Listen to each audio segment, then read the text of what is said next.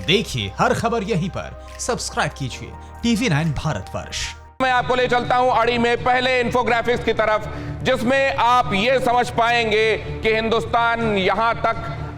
पहुंचा है तो किन रास्तों से होकर गुजरा है। और वो देश जो हमेशा ये कहता रहा कि मैं तटस्थ होने पर यकीन करता हूं, हमें तटस्थता पर यकीन है, हम किसी के साथ अलाइन नहीं होंगे, अगर वो ये कह रहा है कि अब हमें अपने दोस्त और दुश्मन पहचान लेने चाहिए, तो उसकी वजह क्या है? यहां आपको इस तस्वीर में ये सब नुमाया हो जाएगा। इस तरफ आपको दिखाई दे रहा है पाकिस्तान, उस तरफ दिखाई दे रहा है विस्तारवादी चीन, वो शी जिनपिंग जिन्होंने भारत के पीठ में छुरा घोंपा है। यहां आपको दिखाई दे रहे हैं वो प्रधानमंत्री जिन्होंने भारत में इसके पहले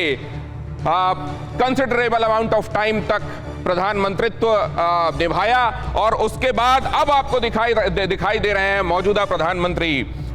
नरेंद्र मोदी। क्या नरेंद्र मोदी की अगुवाई में अब भारत की नीति, विदेश नीति, जो अब तक जिस ट्रैक पर चलती आ रही थी चाइना के संदर्भ में, पाकिस्तान के संदर्भ में खासतौर से, क्या उसमें एक आमूलचूल बदलाव देखने को मिल रहा है? और क्या नॉन अलाइन रहने का भारत ने जो सोचा था, अब क्या वाकई उसके दिन पूरे हो गए? हालांकि बीच बीच में ऐसा वक्त भी आया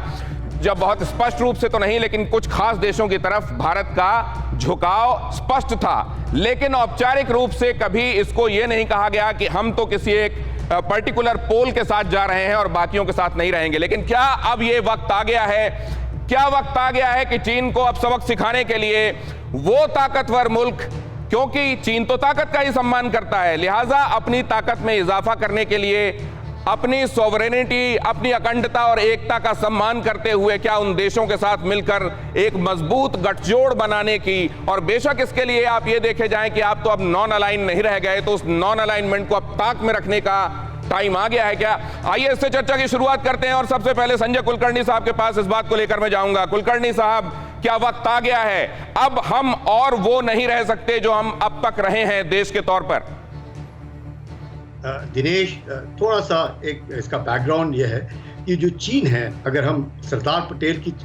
पत्र भी पढ़े जो उन्होंने 7 नवंबर 1950 को लिखा था, उसमें उन्होंने साफ लिखा है कि चीन की जो सोच है वो ये है कि जो उनकी सोच के साथ नहीं है वो उनका दुश्मन है। ये एक सबसे बड़ी बात है, चाहे आप कितना भी कुछ कर लो, ये उनका सबसे पहला बेसिक प्रिंसिपल ऑफ सर्वाइवल है कम्युनिज्म का। दूसरी बड़ी बात, अगर हम जाएं बांडुंग कॉन्फ्रेंस में, जब पंडित नेहरू और चौवनलाल का फर्स्ट जो इंटरैक्शन हुआ, जहां पे उनके जो चीन के प्रधानमंत्री चौवनलाल हैं, उन्हें भी कई बार लगा कि हो सकता है कि नॉन अलाइनमेंट के प्लेटफॉर्म के ऊपर हिंदुस्तान अपने आप को बहुत बड़ा एक क्या उसको बोलते हैं, बहुत बड़े आकार में एक जो भूमिका निभा रहे हैं हिंदुस्तान, वो नॉन अलाइन का था। लेकिन अब धीरे धीरे उसके बाद जब 71 की लड़ाई आई, हमने देखा कि किस तरीके से फ्रेंडशिप ट्रीटी सोवियत यूनियन के साथ हमने की और किस तरीके से हम लोग गए, और आज के तारीख में ये वक्त आ गया है कि हम जरूर, मैं कह रहा हूँ भारत सक्षम है, इसमें कोई शक नहीं है,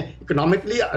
जबरदस्त नंबर 3 पे, टॉप 5 में इसकी गिनती है, इसमें भी कोई शक नहीं है। हमारे पास स्किल मैन पावर है, टेक्नोलॉजी है, रिसोर्सेज है, सब कुछ है। लेकिन अगर आज हमको अपने अस्तित्व रखते हुए भी, मैं कहूंगा स्ट्रैटेजिक पार्टनरशिप, अलायंस नहीं, स्ट्रैटेजिक पार्टनरशिप्स, अलायंस हो लेकिन स्ट्रैटेजिक हो। परवाह देश की, सोमवार से शुक्रवार रात 10 बजे TV9 भारतवर्ष पर।